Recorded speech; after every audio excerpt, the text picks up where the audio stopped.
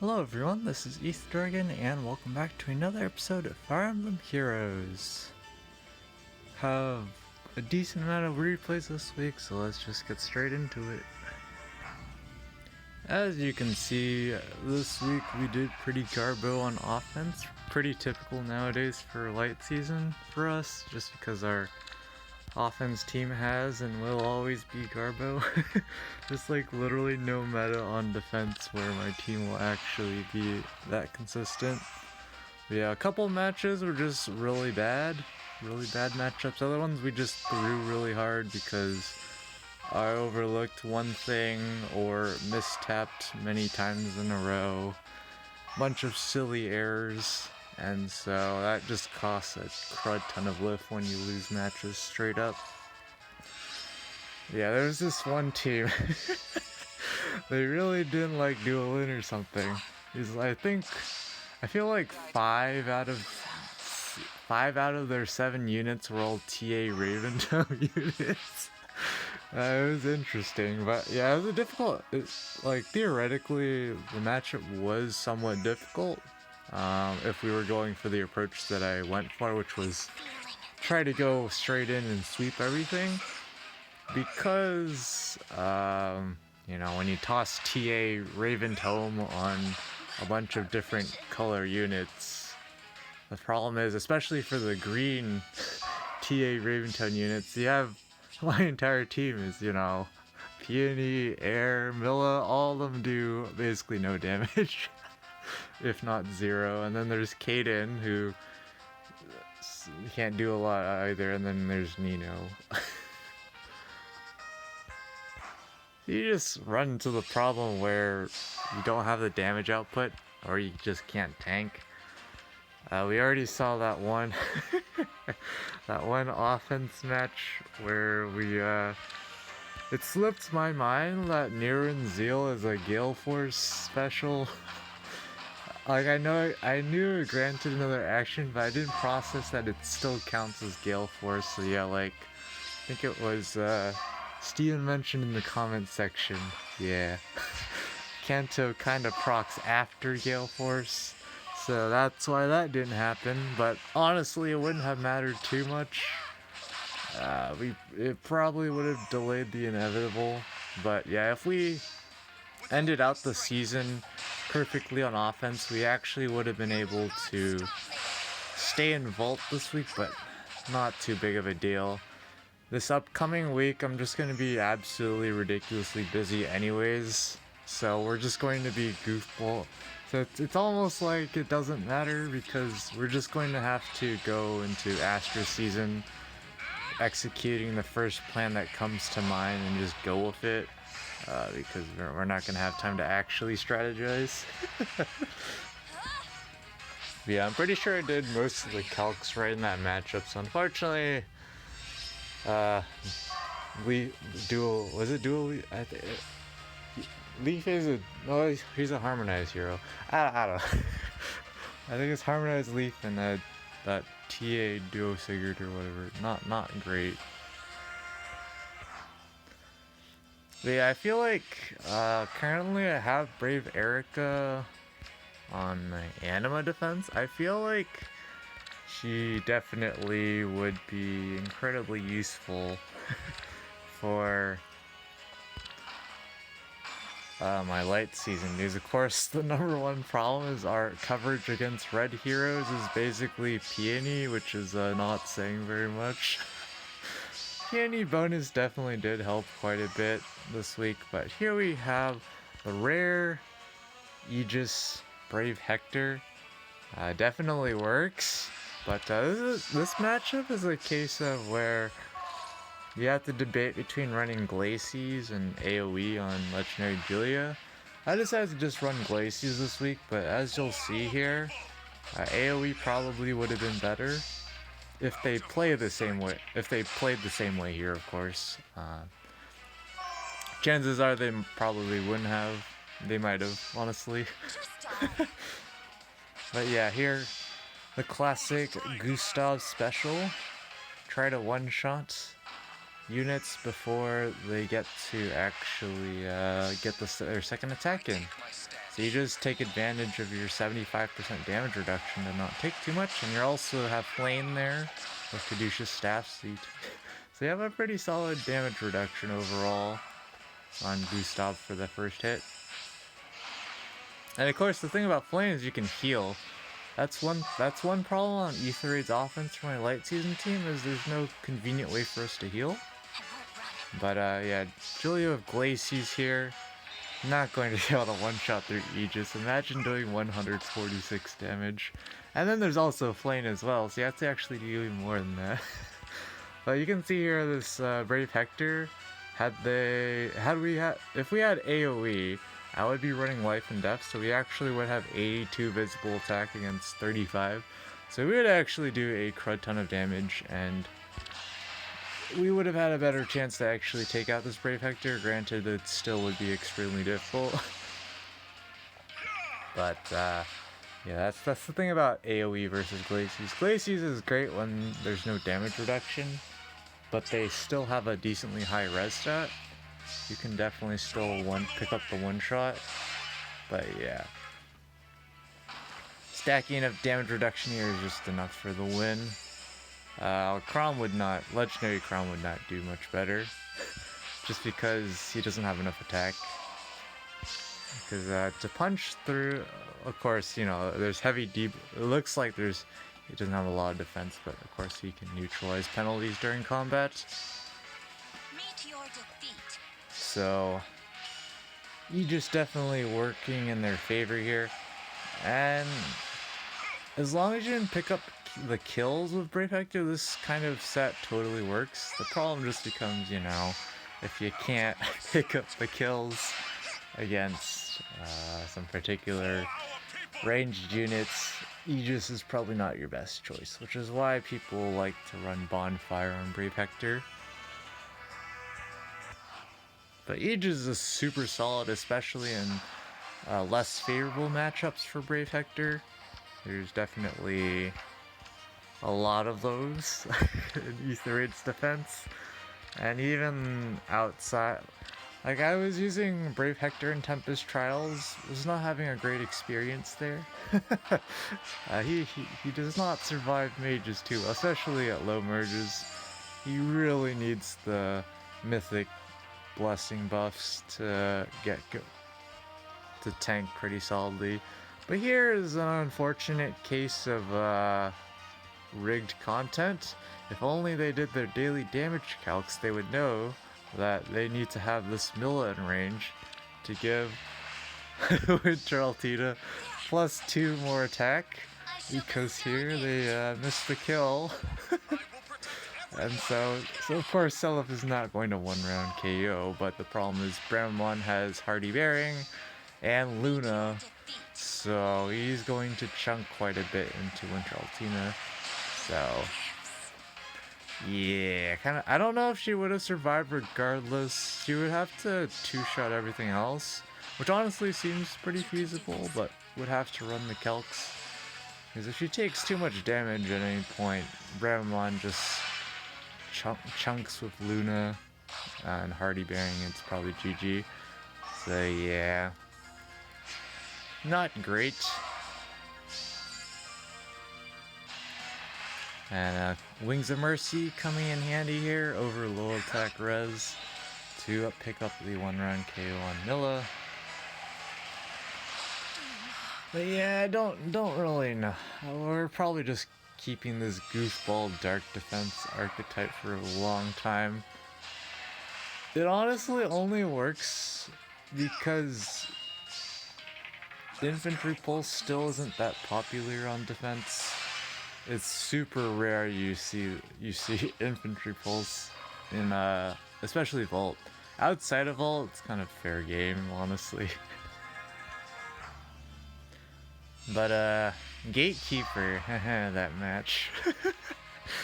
I kept detailed report in my mind when I was playing that match, but I just did not process that I should be considering the fact that we can't move. It worked out for us, alright, sort of. But yeah, that was definitely not not our best strat.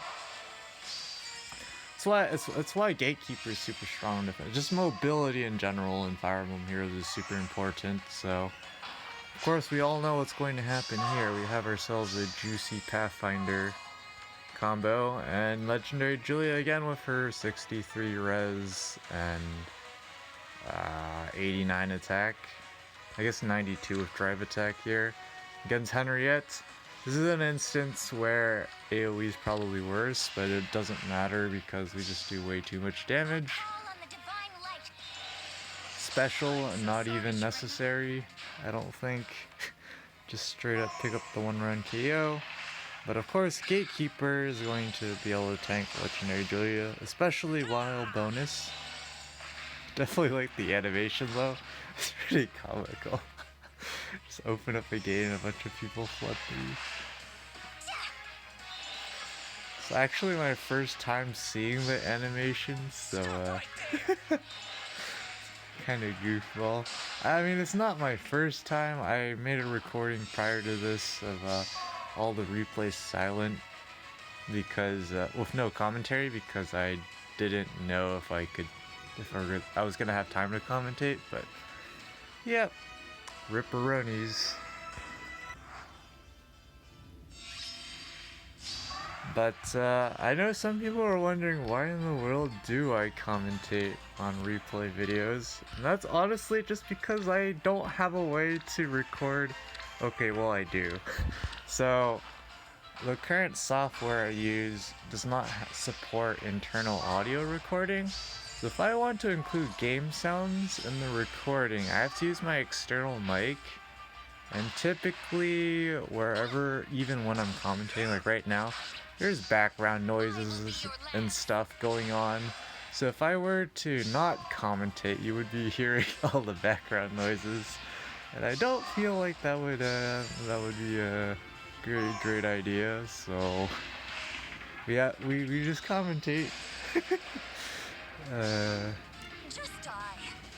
Not going to do very well against Duel here. And in general, even if we had Legendary Chrom here, it wouldn't be too much of a difference because of course Duo Thune has her duo skill.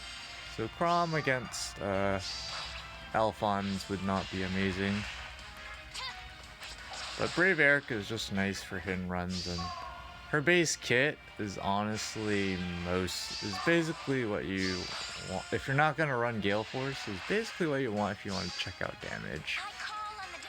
But yeah, the problem here against Alphonse is Weapon Triangle exists, so we do a good chunk of damage honestly. Granted, we have Weapon Triangle disadvantage, but it's not going to be anywhere near enough for the kill. And running Moonbow, which is kind of interesting, you know, it works. Yeah, it's just a massacre. You can definitely hit N-Churn against this team, but you do need some pretty tanky units. Or just smart play, like taking 1 or 2 attacks and then healing back up and repeating is definitely the thing. Most tanks are not going to try and tank all of my units at once. You can certainly do it. I've seen it happen. I actually almost can do it myself with some of my units, but not quite. But there we go, our ripperonis. Sylvia doesn't have enough HP, feels bad, Kappa.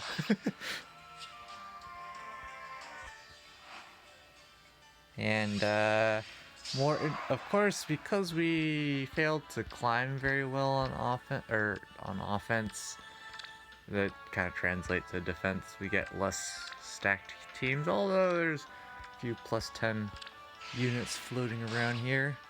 The most notable one, of course, being female Morgan, because of course the other two are more on the free-to-play friendly side. Yeah, we're almost at 700k feathers as well, so it's almost that time where we get to burn some feathers to build some more units. Don't actually know who I want to build yet, because again, I can just keep building units all day if I had unlimited supplies. an unlimited supply of feathers. It's such a bottleneck, but that's how it is. Of course, this is just the classic break the breakable wall and pick up kills. One huge advantage of AoE though is when people make these kind of plays, the AoE special can reduce the HP of adjacent targets as well, as if we're running like Blazing Wind for example. So that can help us out, but it doesn't really matter too much. Dagger actually can't pick up the one-shot on Legendary Julia. Seems light and dark, man. But at this point, it's just Pathfinder doing Pathfinder things. Dagger doesn't have any damage reduction here, so it's just a clean one-shot. And Seliph can just absolutely obliterate female Robin here with Ignis. 101 damage. So bad. Seliph just doing basically nothing. I should probably stop running Deflect. It doesn't matter honestly, but I should probably stop running Deflect Missile on him just to see how many Duel in folks show up again. Because you can legitimately, like, even with Deflect Missile and Seliph, you can't just win with Duel in. You just gotta be a bit smart about it. Also depends on the set you're running, because there's always the issue of what B skill do you run on her. Disarm Trap is super popular, of course, but there are plenty of good options for B skills. And, well, safety fence. I don't know if I'm ever going to bother engineering a defense that tries to do something against safety fence. I don't feel like it's worth it. I think it's just kind of the let people Giga Nuke turn 1 and call it a day. Well, it looks like they're just getting set up here, getting ready to go. Although not entirely sure what their plan is for getting in here. Okay, that's it's used quite a few actions, don't like it. And yeah, looks like they're just going to leave, which we all know that's not a great idea. Because Seliph doesn't have very many options in the first place, and once again Legendary Julia gets to waste her Glacies to obliterate a 3 HP. So bad. That's just how the AI works though, she does the most damage. So, kaboom. And, well, another Fallen Edelgard. Honestly, Fallen Edelgard, she's still fine. Starting to see some, the stuff I mentioned about her way back when is definitely becoming more and more apparent. Like the fact she can only, well, most sets you see of her, she only attacks once every combat. And she can miss one-shots a good chunk. Definitely apparent in Arena. I typically, if I don't have like Chrom with Deadeye or something ready, I just have someone face tank the counter and then go from there. But Brave Marianne, she's definitely super useful, but I feel like the problem is that she's useful now because she's a bonus unit, and I feel like in the future, people are just gonna have a hard time managing, managing the bonus unit slot while still running Brave Marianne. And, well, her damage output's alright for now, just because not a lot of units invest into res in the first place, and she is colorless, so generally her matchup card's okay, but yeah, I think it just takes time for all this stuff to work itself out.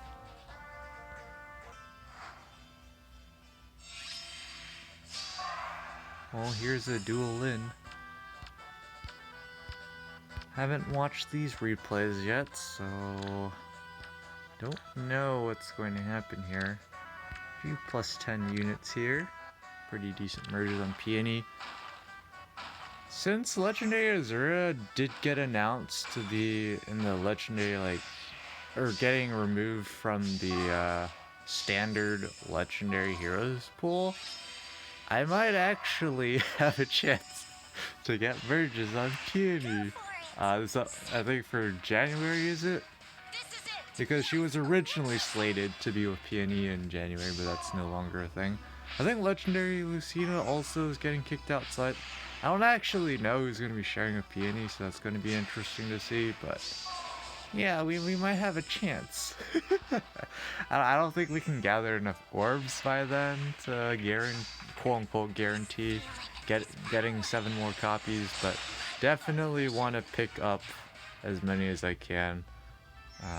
It would definitely be nice to finally have a light season scorebot option, or light and dark season scorebot option for Arena, because Astra and Anima, I have my choice of using Duma, Lif, and Plumeria as whatever I feel like doing. Going for more score or just having a dancer, definitely useful. But here, Seliph is just going to proc Ruptured Sky for Innis, so rip Seliph. But it's basically over at this point because Pathfinder shenanigans. Brandmon just can absolutely obliterate bonus Peony. Bonus Peony was definitely nice for dual lift matchups, but that was about it. She couldn't do very much against duo Sigurds and whatnot. It's kind of sad. And for like the TA duo Sigurds with Raven Toe, my only option is to use Peony, which is kind of sad. Nino could do a little bit of damage, but it's like you're not taking him out with Nino, especially if he's running like Iceberg, which is going to get fully charged after one combat. I don't know. Offense team has definitely been Garbo. It's become more apparent over the months just because of the release of like Not, especially. Not is basically the catalyst for everything to go wrong for us, just because it allows the enemy units to increase their range and also increase the number of units that can rush our team, and our team needs time to win, so because a lot of the time, theoretically, if we had an infinite number of turns, we could probably beat a lot of teams, but the problem is we don't have an infinite number of turns. Honestly, there's just some teams we'll just never beat with our offense team. And it just so happens to be a lot of popular setups, so one major reason it's Garbo. But this team, I would guess they're going for some hidden run shenanigans,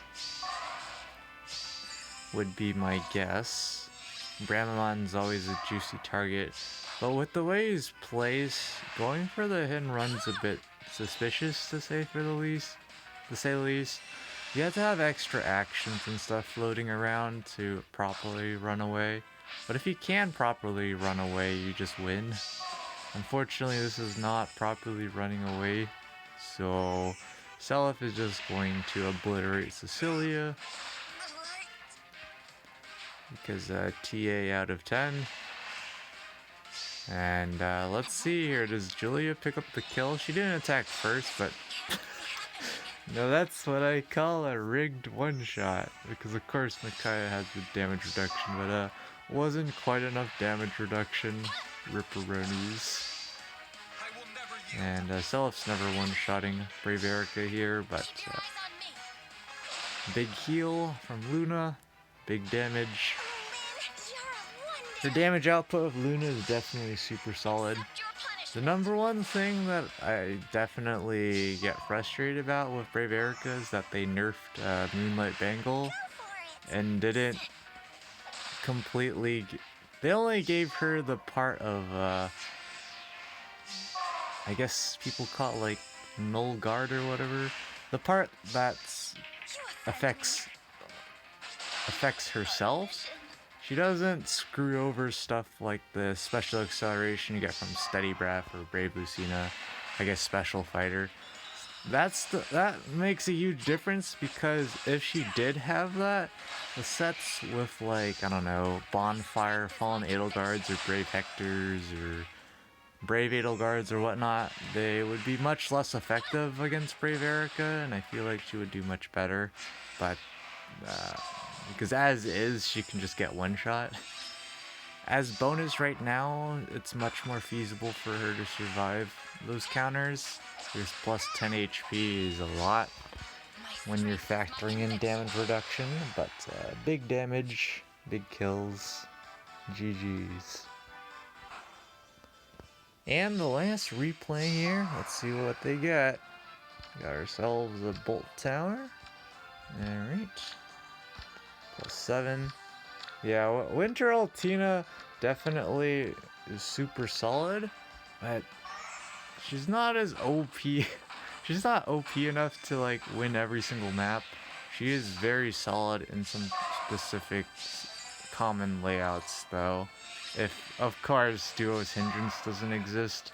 But otherwise, trying to have her tank everything is moderately suspicious, but speaking of moderately suspicious, this seems very suspicious. She's probably gonna survive, but yeah, she's not gonna kill because Mirror Impact. Yeah. This doesn't look good. This definitely doesn't look good. I mean, we didn't have a real follow-up because not moves after Seliph with how we place our units, so not sure what to think here. Oliver actually is just gonna pick up the 1-round KO on Seliph. Pog.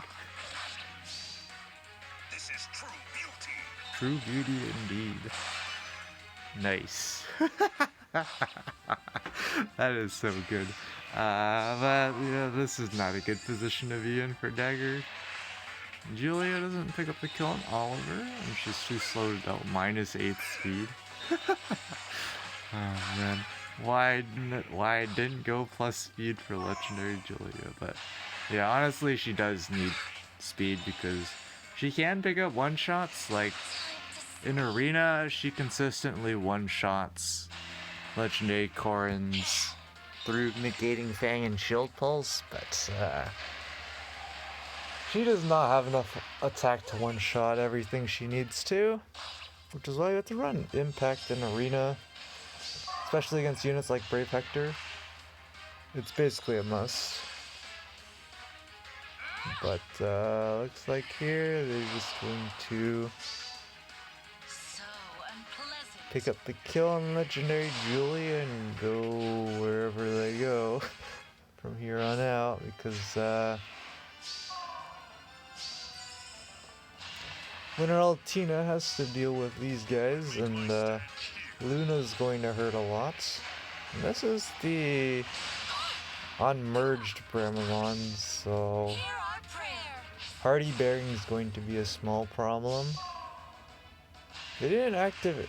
I don't know if I wasn't paying attention, but I don't think they used their Harmonize skill. It would have been useful.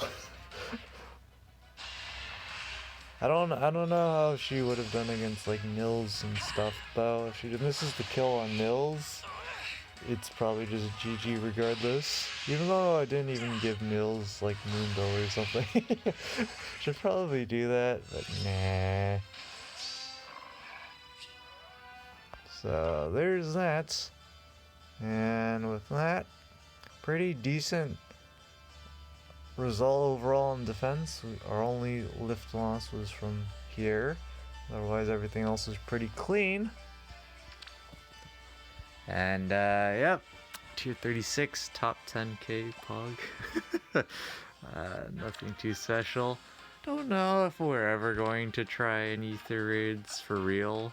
We just kind of have merges and stuff because of other projects that involve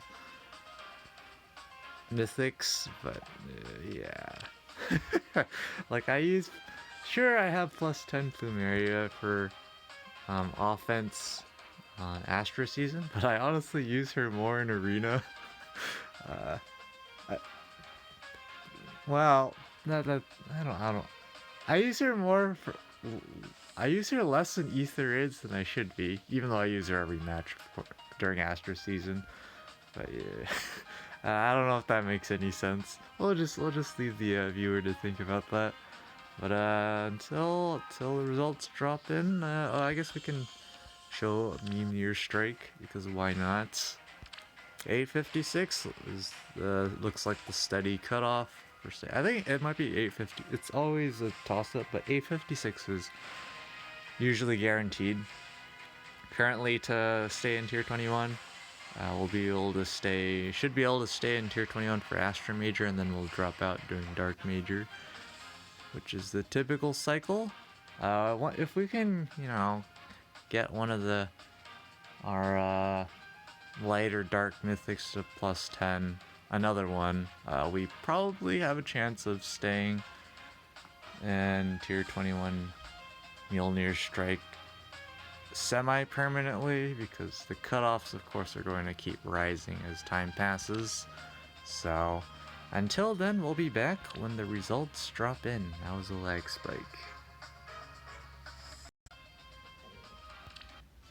Okay, let's see. Nothing special here. Don't remember. It's Water Wind. Okay, not sure what we're gonna do. Well, we're gonna kick out Mirror Bliss because she's not bonus. We don't have Saros, so we're gonna suffer there. Offense, we're just gonna score overkill with Naga, so sure. Brave Erica bonus is going to be completely negligible, I would imagine, but you never know. Maybe something nice. Oh wait, Tactics Room bonus. Let's kick you out. Honestly, I should put Tactics Room in a location where it's not going to be useful, because typically on offense, when it does become useful, when it procs on something, it usually doesn't end well. So probably we'll do something different there. But we're just racking in some feathers. Finally over 700k once again. And back up to tier 21. Don't know if 3,810 would have been enough, but another week of top 1k, and should be another week of top 1k this upcoming week. Guess it's also Allegiance battles, huh? And well, yeah, I think that's it. That's gonna be it for this episode. Thanks for watching. As always, this is Ether Dragon, and hope to see you all next time. Bye.